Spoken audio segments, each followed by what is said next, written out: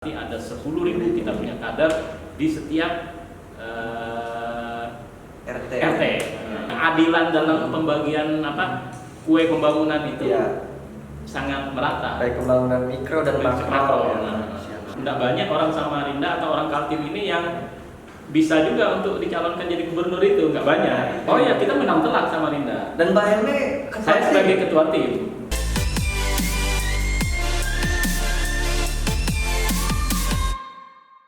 Halo, assalamualaikum warahmatullahi wabarakatuh. Selamat siang Tribuners. Kembali lagi dengan saya Fahri Mahayupa. Kali ini di program Tribun Series, dan hari ini kita kedatangan tamu yang sangat istimewa sekali, seorang politikus yang tentunya warga Samarinda mungkin sudah kenal lah ya, karena beliau adalah Haji Helmi Abdullah, Ketua DPD Gerindra Samarinda. Selamat siang Bang. Selamat siang. Siap Bang, salam. Sehat-sehat Bang ya? Alhamdulillah. Alhamdulillah sehat Bang ya? Alhamdulillah sehat. Ya. Bapak Hari gimana? Alhamdulillah juga Bang. Oh, iya. Kalau tamunya sehat, gua harus sehat. Kabar gimana Bang? Kabar baik. Baik ya Bang ya? Ya, alhamdulillah. Kesibukan Bang, selain ngurusin parlemen, ngurusin Samarinda, pribadi apa dulu Bang? Ya, kalau kesibukan kan karena ini lagi pandemik, ya kita pertama memang lebih banyak virtual. Kegiatan lebih banyak virtual di di rumah, sekali-sekali kalau memang di kantor. Kalau kesibukan lain ya biasa aja, sekali-sekali ke kebun. Wah, iya. Politikus Samarinda yang suka kebun. Kebunnya, wow. Kalau boleh tahu kebun apa Bang? Ya, kebun palawija lah. Palawija Bang ya. Masih macam-macam Bang. Karena memang kayaknya sekarang ini yang lagi bisa bertahan itu termasuk petani lah. Ya, betul, siap. Tapi kita nggak akan bahas soal perkebunan ya. Kita akan bahas soal politik. Kita akan bahas soal persiapan bagaimana Partai Gerindra menjelang atau mempersiapkan dirinya untuk menghadapi kontestasi pemilu yang akan diselenggarakan tahun 2024. Walaupun masih jauh nih Bang ya. Tapi dari bacaan teman-teman, baik teman-teman jurnalis dan di masyarakat, berbagai macam partai politik sepertinya sudah mulai start engine untuk bergerak ya Bang. Bisa ceritakan dulu Bang sedikit Bang? Oh iya. Pertama saya ucapkan terima kasih atas undangannya dari Tribuners Bang Fahri yang mandu acara ini. Jadi memang kalau berbicara politik, partai politik memang masih jauh 2024. Tapi tentunya kita partai politik, saya kira termasuk teman-teman yang lain sekarang sudah mempersiapkan diri juga sudah. Ya, jadi kita sekarang ini lagi membenahi infrastruktur partai. Sesuai dengan kemarin kita ada rakerda bulan Juni itu ya Bang? Tanggal 26 Juni itu rakerda kita diundang oleh DPD Provinsi Kalimantan Timur yang juga hadir waktu itu pengurus dari DPP.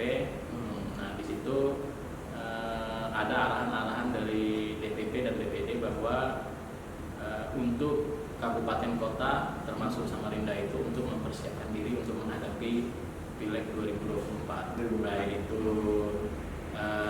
Pilegnya, Pilpresnya, termasuk nanti Pilgubnya. Siap. Nah, yang untuk diketahui teman-teman di Gerindra sendiri di Samarinda Bang, kalau salah mungkin ditolong diklarifikasi Bang.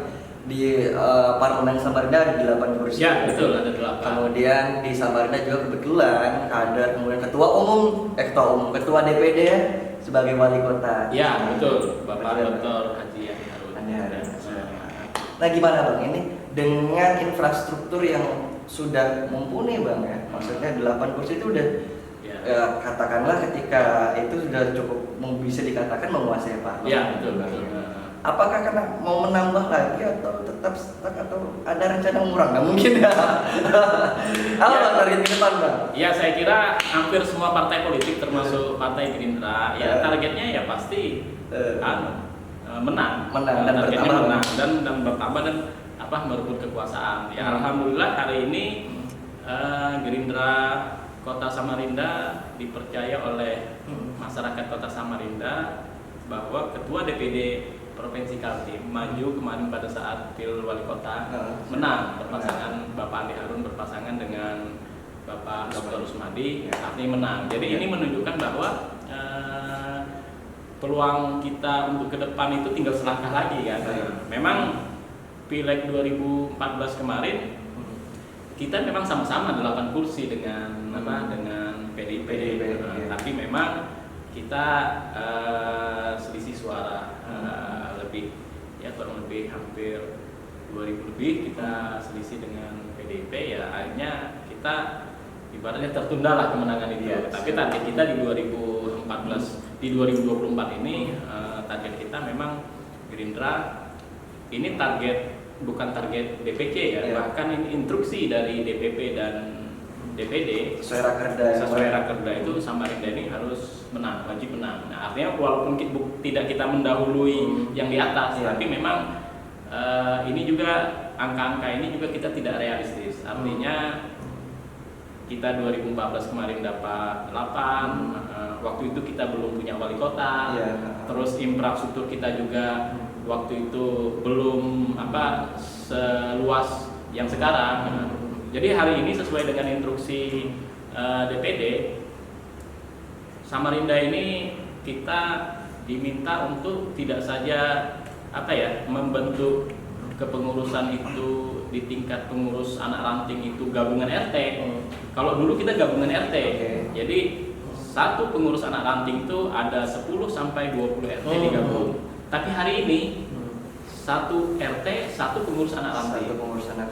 Jadi artinya kalau jumlah RT itu kurang sedikit 2000, berarti kita nanti target kita ada hampir 2000 pengurus anak ranting di seluruh kecamatan Samarinda. Jadi kalau berbicara infrastruktur, kita nggak banyak sih. Satu pengurus anak ranting itu minimal 5 orang. Jadi kalau ada 2000 kali 5 berarti ada 10.000 kita punya kader di setiap RT. Nah, ini saya kira instruksi yang diarahkan oleh DPD dan DPP ini saya kira sangat menguntungkan kami. Tapi juga kami harus kerja keras. Tidak semudah itu juga untuk merekrut orang di setiap RT itu. Betul. Perlu jemput bola. Nah, kita turun langsung di sana. Tapi pengalaman kan berbicara ya, ketika 2009 Gerindra masih 1 kursi parlemen. Betul. Kemudian di tahun 2014 tambah lagi jadi 5 kursi.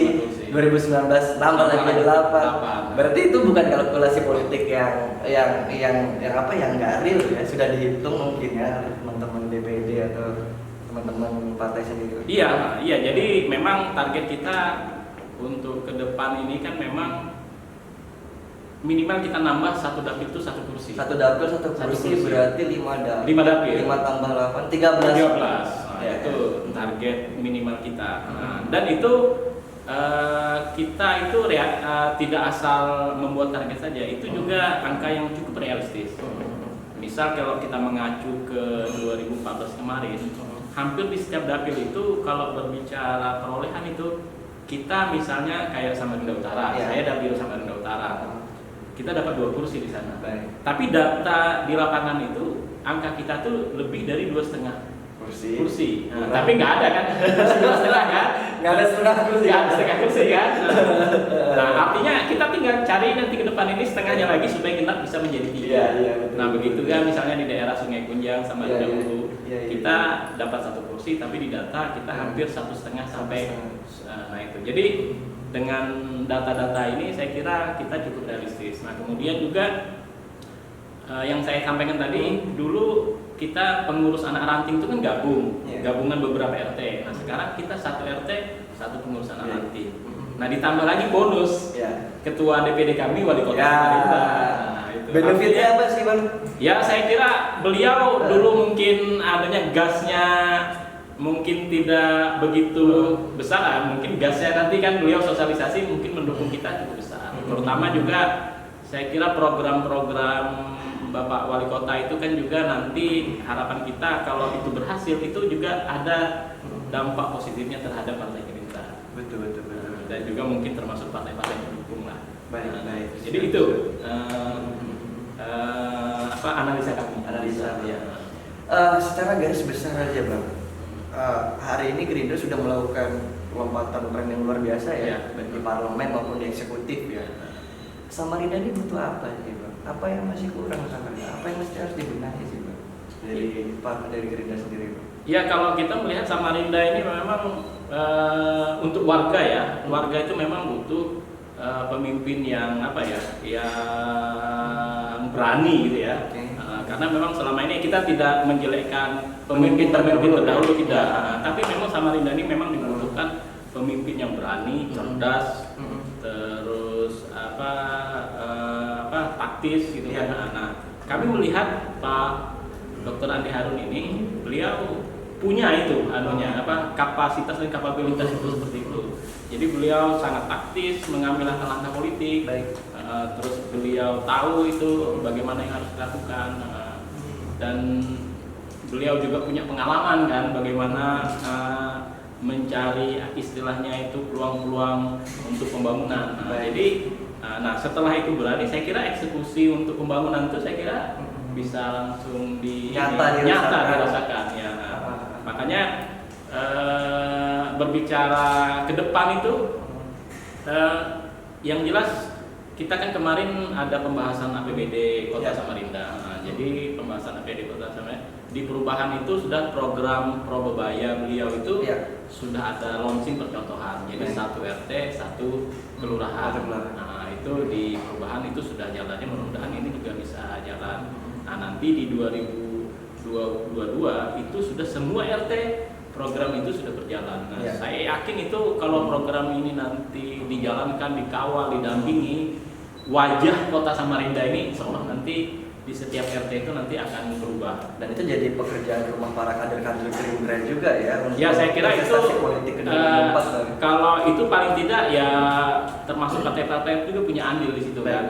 Tapi paling tidak karena beliau adalah wali kota dari Partai Gerindra, sedikit banyaknya orang juga akan nanti menghubungkan dengan Partai Gerindra. Nah, jadi itu saya melihat adanya itu.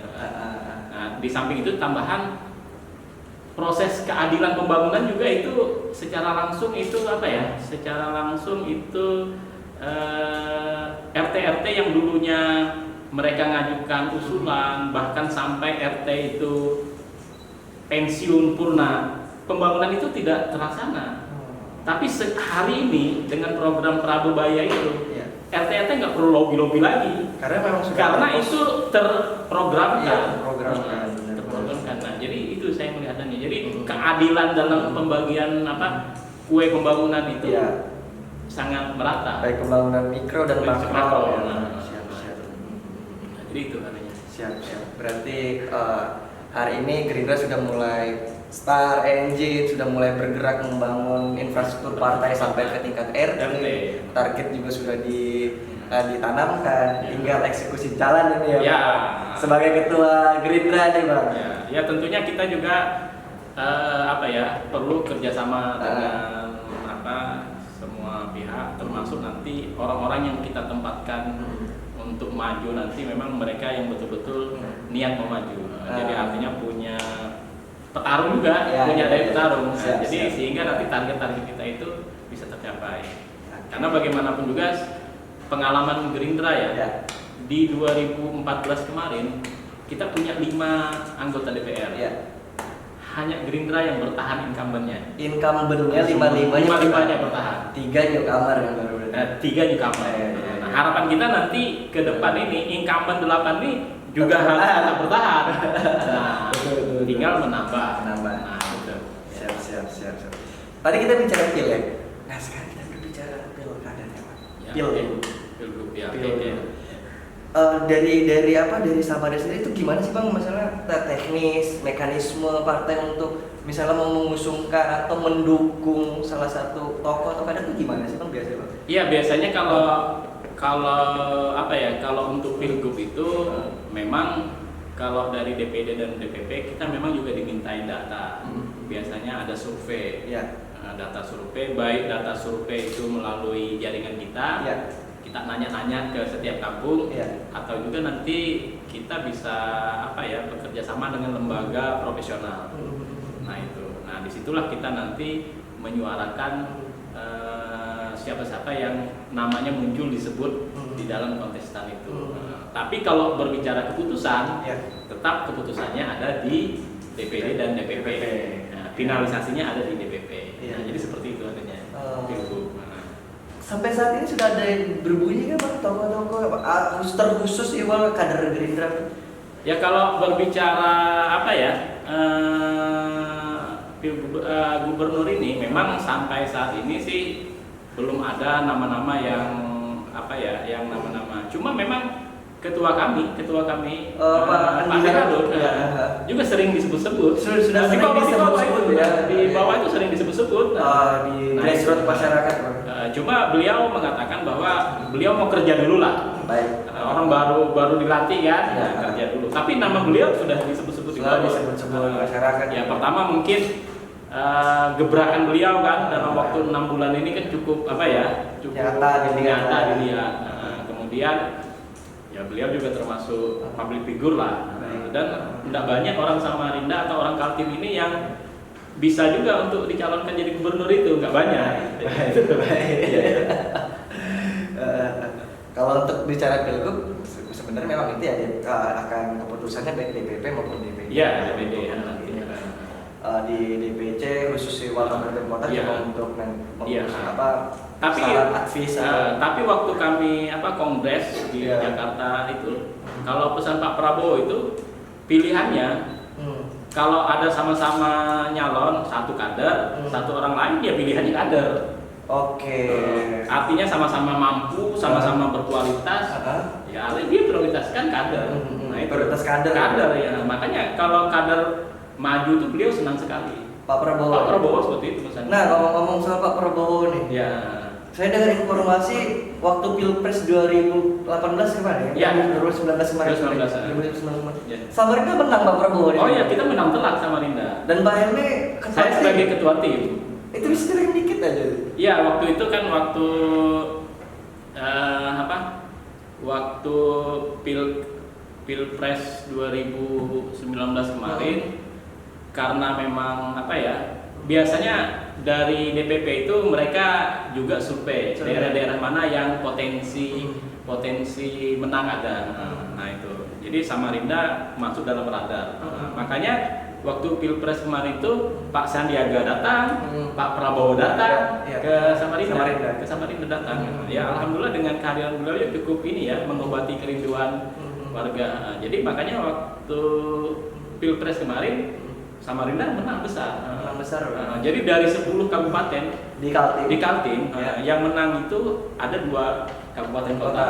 Satu di Pasir, satu di Samarinda. Tapi yang paling besar menangnya di Samarinda. Iya. Tapi karena secara nasional beliau masih kalah gitu ya. Jadi nggak kelihatan. Jadi itu. Tapi secara ini personal kader, sosok Pak Prabowo itu memang masih kuat banget pengaruh dan untuk diusung kembali mungkin katakanlah di Pilpres 2024. Yang jelas kalau fenomena ini kami kader sangat mensupport beliau untuk maju. Itu satu ya. Kedua, dari beberapa lembaga survei nasional juga sekarang beliau secara artinya itu kan riset survei beliau juga tinggi. Jadi saya kira figur seperti beliau juga nggak banyak yang ada di Indonesia ini. Kita melihat ya mungkin waktunya aja. Sebenarnya kemarin kemenangan tertunda. Insya Allah 2024 kalau beliau maju ya siap. Kita sebagai kader pasti support. Beliau aja mengatakan kalau ada kader yang mau maju masa bos kami mau maju kita nggak dukung kan? Mungkin terakhir Bang, ini kan perlu persiapan nafas panjang di tahun 2024. Seluruh partai politik ya, termasuk Gerindra, Pileg, ada Pilpres, ada Pilkada, itu pasti butuh energi yang besar. Apalagi hari ini kita di tengah pandemi yang seperti ini. Apa Bang yang bakal dilakukan Bang strateginya menghadapi 3 kontestasi besar memang di skala nasional maupun skala lokal? Yang jelas kita memang ada arahan dari DPP dan DPD bagaimana membuat strategi bahwa bagaimana untuk menyambut 2024 nanti. Yang pertama tadi saya kira pasti jelas sudah kita membenahi infrastruktur partai. Jadi infrastruktur partai itu wajib di 2022 ini kita sudah harus clear and clear sudah. Jadi 2023 itu sudah nggak berbicara infrastruktur lagi, sudah infrastruktur sudah pakai sampai di tingkat anak ranting 2000 RT. Nah kemudian yang kedua, dari sekian banyak kader itu nanti kan kita ada di kader di DPC, di DP, PAC, di anak ranting. Tentu kita nanti akan buka pendaftaran untuk calon anggota legislatif tingkat Partai Samarinda. Nah, di situ kita mungkin nanti mencari pertama memang kader yang mau maju, yang mau bertarung. Nah, itu. Karena kalaupun misalnya mereka maju tapi nggak niat bertarung, saya kira itu buang-buang energi aja. Nah, jadi waktu itulah nanti kita akan membuka pendaftaran kepada seluruh warga Kota Samarinda, termasuk baik yang kader maupun tidak, untuk bisa bergabung dengan kita. Nah, itu. Jadi disitulah nanti ada persyaratan. Artinya kalau yang mau maju, mau bertarung, berarti mereka tahu apa konsekuensinya kan. Termasuk mereka harus mengeluarkan finansial kan. Karena finansial nggak mungkin dapat bantuan dari mana-mana, tentu kembali kepada kita. Nah, jadi kita akan mencari kader-kader bertarung. Nah, kemudian yang ketiga, kita khusus Samarinda kita akan mendukung program wali kota. Karena program wali kota ini saya kira kalau nanti berhasil, tentu dampaknya juga akan menjadi positif terhadap Partai Gerindra. Siap, terima kasih Bang Helmi. Oke, baik. Obrolan segar siang hari ini. Baik Tribuners, itu dia obrolan soal politik ya di Samarinda. Semoga bisa bermanfaat untuk teman-teman semua di rumah dan di mana aja. Saya kiri, saya Fahri Mayupa, Bang. Saya Haji Helmi Abdullah. Kita bukan pasangan. Assalamualaikum warahmatullahi wabarakatuh. Waalaikumsalam warahmatullahi wabarakatuh.